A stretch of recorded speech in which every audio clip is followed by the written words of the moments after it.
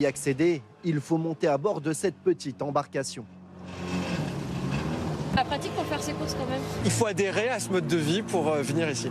Une île privée de 33 hectares située au milieu de la Loire, à une dizaine de kilomètres de Saumur, vendue avec sa bâtisse principale. Les acheteurs potentiels se projettent déjà. Ça permet de sauver du patrimoine français. On a tellement de lieux comme ça qui sont abandonnés. Moi, je trouve que c'est bien mieux que d'aller vivre dans un pavillon aussi beau qu'il soit en région parisienne. À part le prix, tout est très bien. Coût total du bien, 700 000 €. Et comptez environ le double pour la restauration complète du bâtiment inoccupé depuis plus de 70 ans. Le tout sans eau potable, ni électricité, ni Internet. Le chantier ne refroidit pas les visiteurs du jour.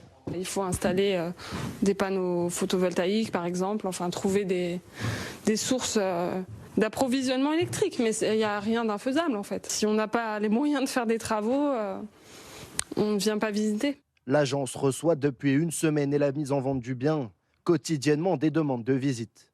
C'est un lieu rare et qui sort à un prix, je considère, très correct et attractif.